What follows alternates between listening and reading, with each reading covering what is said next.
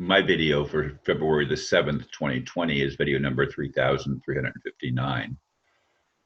And the title is Optimist, Pessimist, Realist. One of my longtime friends, the man who encouraged me to purchase a Zim bond nearly 4 years ago because it would enable me to finance my humanitarian project, said, quote, "Hey, we are all in the same boat," smiley face. "The only difference between you and me is I'm an optimist and you're a pessimist," end quote. I replied, quote, "I see myself as a realist. I was an optimist, but optimism dies after failed promises mount," end quote. If I were a pessimist, I would probably not choose to stay on this planet any longer. Instead, I keep struggling, trying my best to hold on to my vision of a better world for humanity, at least for those who value truthfulness and loving kindness. Unfortunately, many humans are exhausted, while many more have already died without receiving the promised changes that were supposed to manifest by 2012 at the latest. That friend and many others are convinced Donald Trump is changing things for the better. I wish I could see it that way. I thought his State of the Union speech was very well done. He didn't even mention the impeachment. What surprised me was Nancy Pelosi tearing up his speech as it ended. Wow. I would say she is the pessimist in this scenario. I still have hope that somehow humanity will be delivered from evil. Realistically, the chance of that in my lifetime may not be good. That's why I'm no longer an optimist. Somebody, after I had already written that blurb and everything, somebody sent me a snippet. It was about, maybe 3 to 4 minutes long, of just snippets of parts of Donald Trump's speech and the reaction from the crowd. And you could see the Democrats, some of them scowling, some of them frowning, virtually none of them smiling. And of course, it showed, repeated a couple of times, Nancy Pelosi tearing up the paper that with the speech on it that Donald Trump had provided her and Vice President Pence prior to his speech. I guess that's protocol for the State of the Union message. She just ripped the 2 pages in half and laid them on the table. In my opinion, and it's only an opinion, she committed, it was just not kind. It was not polite, it was not proper. But the whole process of the impeachment, which never came up in the whole speech, is insane to me. Even some Democrats that are legal scholars, as I've pointed out in other videos, say that there are no grounds, lawful grounds for impeachment. Indeed, there are not.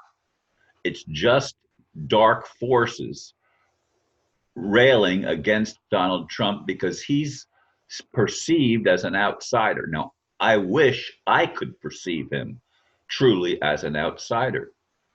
Some have suggested, in fact, before I'm recording this video, I went through some of my videos when I came to the computer, or some of the messages on Facebook, and somebody suggests that World War III is already starting.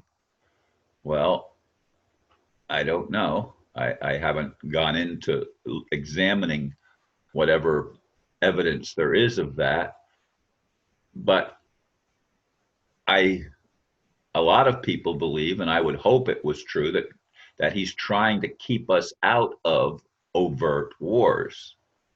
But we know that wars have always been the way of the so-called elite. They finance wars and create dissension because they have figured out a way to profit from war. And the whole agenda is to get Iran and any nations that have not signed on with their New World Order agenda, to get them into that camp so that they can take over the whole world. And of course, they're trying to take guns away from people in the United States that believe in the Second Amendment, that they have a right, a constitutional right, and a God-given right to defend themselves by whatever means necessary. Now, as I've said, I personally do not carry a weapon or even own a weapon. I've told that story. I don't want to reiterate it again, but it's just not my way. I am a person of peace, and I try to tell the truth in everything. Now, have I always told the truth? No, there's sometimes I've told things that I thought were true, and then later realized, hey, I was mistaken.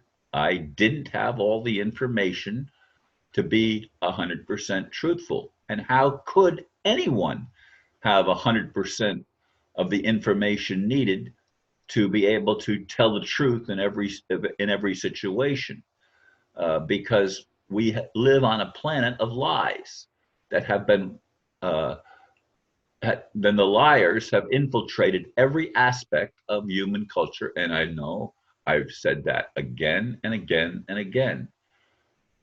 But I did think that Trump gave a very good speech. He crossed all uh, he crossed all uh, different groups of people, and I thought what he did with Rush Limbaugh, who has stage 4 cancer, I believe, is what I remember. He gave him a medal, which Melania pinned on him, and he honored a little black girl, a 4th grade black girl, and made sure she'd have money to go to the school of her choice, and other things that were part of that speech that were really, really good. But one of the things that for me would be a life changer is if the RV ever came about, where I and other visionaries were awarded funding to be able to uh, work on humanitarian projects and help uplift some of those that have been downtrodden for a long time. As I've said, I have been supporting an orphanage in Africa,